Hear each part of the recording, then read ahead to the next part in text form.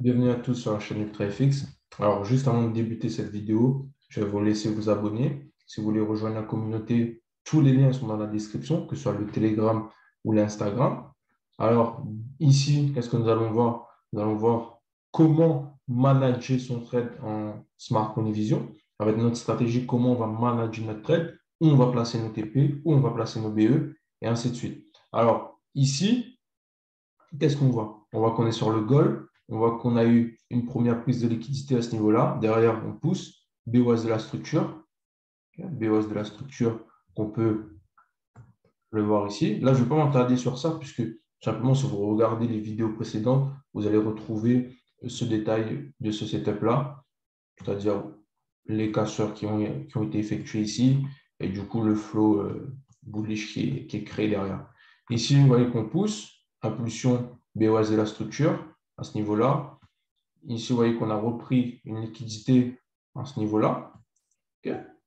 Du coup, liquidité qui a été prise pendant la NFP du mois de janvier. Okay. Une liquidité qui a été prise pendant la NFP du mois de janvier. Et on voit que avant de venir prendre cette liquidité, on a ce qu'on appelle une accumulation qui a été créée sur le marché, qui est un processus d'achat mis en place par les big boys, on n'oublie pas. Derrière, on pousse, prise de liquidité, accumulation, on pousse. On voit que si je descends en quantité de temps, on a bien une structure baissière qui a été créée ici pour ramener le prix, prendre la liquidité. N'oublie pas la loi de la fractalité. Alors, ici, nous voyons que nous avons un low high qui a bien été BOS sur le marché, avec l'impulsion qui est ici. Cassure. À ce niveau-là. Ce niveau-là a bien cassé la structure, donner le BOS de ce niveau qui est ici. Derrière, qu'est-ce qu'on voit? On voit ce BOS. On voit que tout simplement, le marché pousse dans la cassure. Du coup, ce niveau qui est là, pas juste parce qu'il a donné le BOS, mais pour d'autres raisons, je ne pourrais pas forcément rentrer en détail dedans, par respect pour les personnes qui ont pris la formation. C'est un niveau de demande qui est ici. On va mettre demande. Et là, vous voyez qu'à ce niveau-là, on voit une réaction sur cette demande. On voit également une liquidité qui a été nettoyée ici. On va l'inscrire. Pour que ce soit bien clair pour tout le monde, ici, je vais mettre BOS. Okay. Réaction à la demande à ce niveau-là. On va descendre une unité de temps. Qu'est-ce qu'on voit? On voit que tout simplement, pour nous ramener sur ce niveau de demande-là, on a également créé une structure baissière. Vous voyez, ici, structure baissière qui a été créée. Du coup, une B8 structure qui a été créée. N'oublie pas la règle. Impulsion, retracement, toujours. L'impulsion va toujours demander un retracement.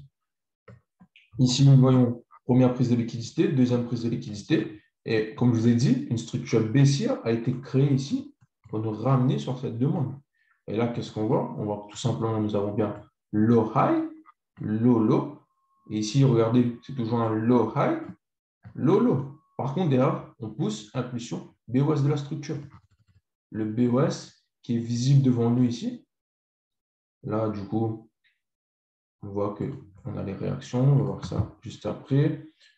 Déjà, dans un premier temps, on va revenir ici en 5 minutes pour avoir le max de détails. On voit que tout simplement, ici, on pousse, impulsion, BOS de la structure également. Okay. N'oublie pas, c'est une structure baissière qui a ramené le prix à corriger. Il faut bien créer une structure baissière pour corriger. Et là, on voit qu'on a low high, low low, impulsion, BOS. Du coup, j'ai oublié de préciser également, on a des niveaux de liquidité en attente ici. Attends, désolé, on revient. Voilà.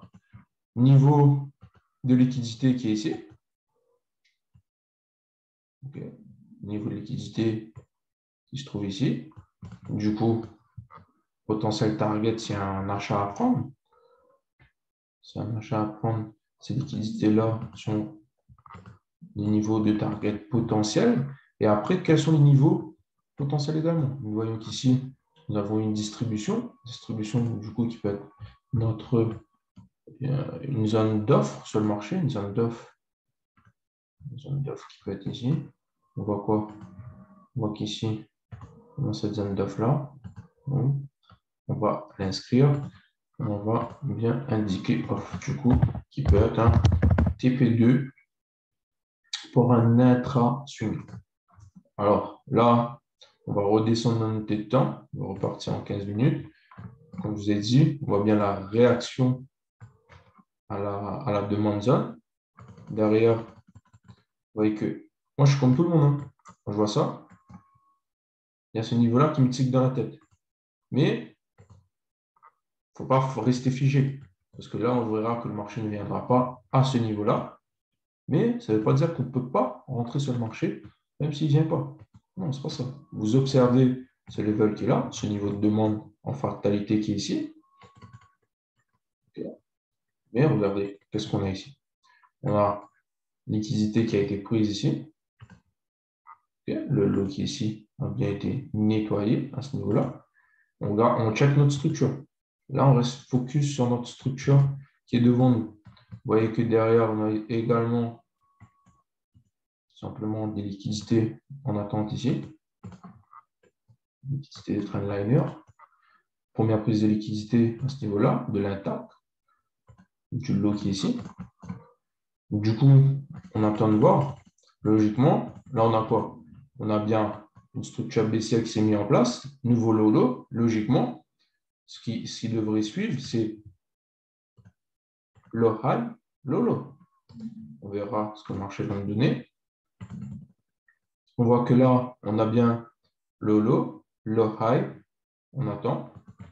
Et là, vous voyez que le marché est passé au-dessus du low high qui était ici. Okay. Le marché passe au-dessus, donne le BOS de ce low high qui est là. BOS de ce low high.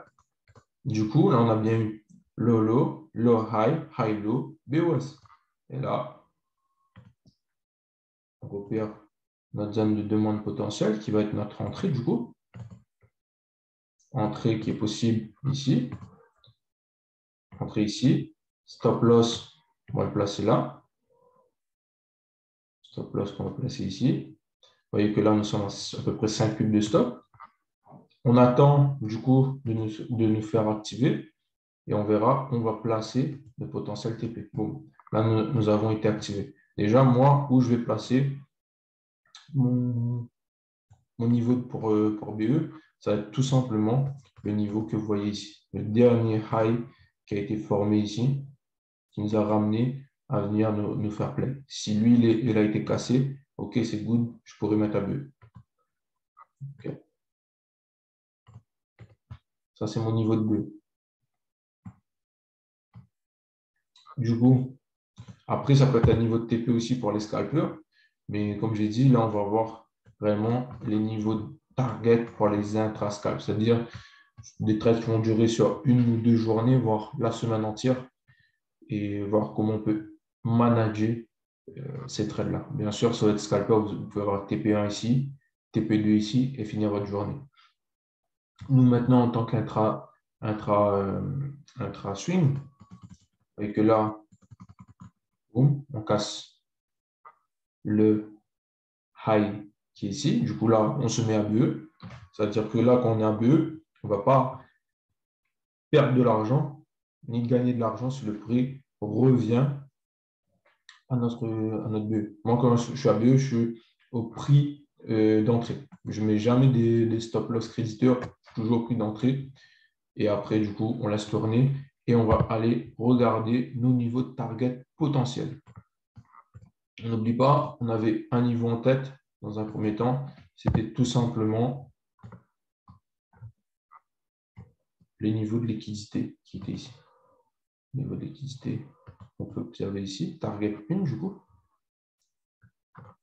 pour un intra-swing. Vous voyez que là, nous sommes à peu près 35 de RR, 34 et quelques, 34,77, on va arrondir à 35.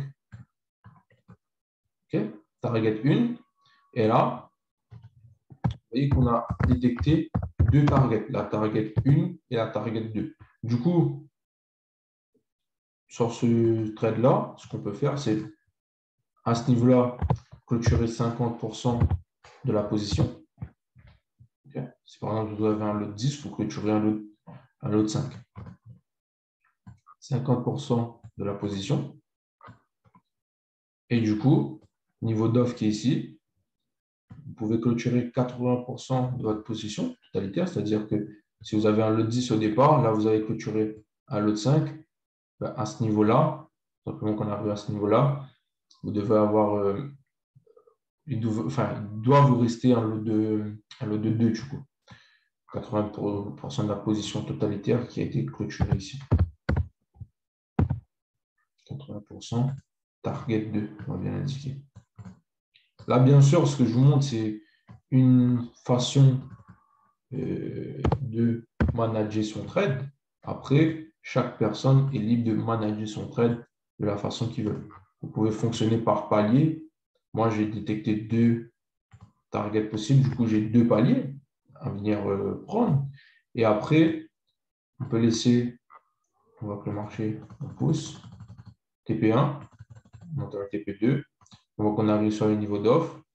Et comme vous savez que c'est un niveau d'offre, vous allez clôturer simplement vos 80% de la position à ce niveau-là et vous observez comment le prix va réagir pour tout simplement hedger et reprendre à la vente s'il y a une vente à prendre et vous gardez votre position. Moi, en tout cas, ce que j'ai fait, c'est ma manière de faire parce que je garde ma position, soit 20%, soit 10% de la position, voire des fois même un peu moins, juste pour hedger. Et du coup, derrière, quand je dis hedging, c'est-à-dire reprendre à la vente derrière. Et là, vous voyez que tout simplement, nous sommes à peu près 70 de RR au TP2. Et du coup, c'est ce que j'allais vous dire, c'est qu'après, on peut rechercher une entrée à la vente. Et quand vous rentrez à la vente ici, TP1 ici, TP2 ici, c'est nous qui nous sort. Et pareil, vous faites selon vos pourcentages. Alors là, je vous ai montré ma façon à moi de simplement manager mon trade. Après, bien sûr, moi, je n'ai pas une façon fixe de manager mon trade, c'est-à-dire que je ne vais pas avoir des pourcentages fixes, c'est-à-dire que ça dépend réellement des TP potentiels que je vois sur le marché selon nos attaques et selon nos zones d'offres et de demande. Après, il y a plusieurs façons de travailler simplement nos TP que je vais montrer tout simplement dans la formation aux membres et que j'ai même déjà montré à plusieurs gars que j'ai coachés. Et après, eux, ils vont tout simplement trouver leur façon de manager leur trade, leur technique à eux. Du coup, voilà, c'était tout pour cette petite vidéo YouTube. Si vous voulez vous abonner, si vous avez kiffé le contenu, ça se passe juste en bas. Vous pouvez vous abonner et liker la vidéo. Et après, si vous voulez rejoindre la communauté UltraFX, le Telegram et l'Instagram est en description. Vous pouvez nous rejoindre. Et du coup, on se retrouve la semaine prochaine pour la prochaine vidéo.